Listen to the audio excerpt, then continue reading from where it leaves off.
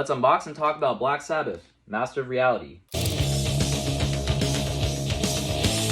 This is their third studio album and it was released in 1971. I first learned about Black Sabbath after buying a CD of Paranoid at Tower Records. I was 14, I didn't know anything about music, and I didn't know what they sounded like. But I was familiar with the name because of the t-shirt that some dude was wearing. Lo and behold, it happened to be a classic album in the world of metal and hard rock. This has opened a door for me to learn about this band's insane catalog and the music of the late and great Ozzy Osbourne. Working on this video made me realize how quick they were when it comes to putting out music. Usually bands could take around 2 to 4 years for a record to come out, right? From the span of 1970 to 1973, they put out 5 incredible albums that's considered to be the best from them. And today we're going to talk about possibly their heaviest album, Master of Reality. After Paranoid, Black Sabbath wanted to create a much heavier album. And in order to do that, they were like, hey, why don't we downtune all our instruments and see what happens? And this decision not only helped them create heavy tunes with more depth in their sound, but also the way everybody plays heavy styles of music. And in fact, Tony Iommi was the first one to downtune in popular music, which was a big game changer. In my opinion, Tony Iommi is one hell of a powerhouse guitarist that executes both riffs and solos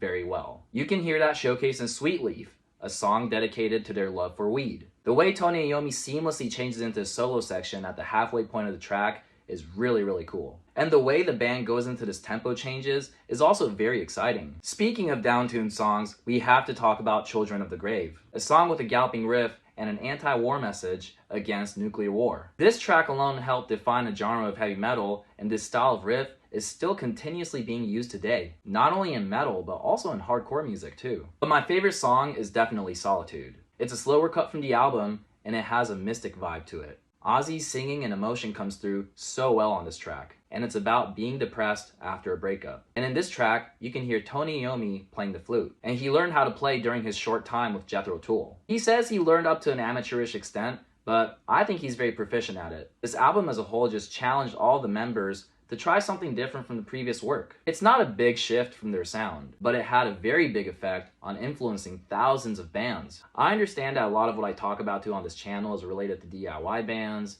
emo, math rock, shoegaze, and other genres that I find fascinating. But if we look at the pipeline of different style of rock music that we listen to, it all comes back to here. I don't want to be an echo chamber, and of course hearing about Ozzy's death is sad. However, it's been very cool listening back to Black Sabbath's catalog. I've been hearing something new every time, and it still sounds amazing. If you never had a chance to listen to Ozzy Osbourne's work, especially while he was in Black Sabbath, I highly recommend you to check it out. 3 of my favorite tracks are Sweet Leaf, Solitude, and Children of the Grave.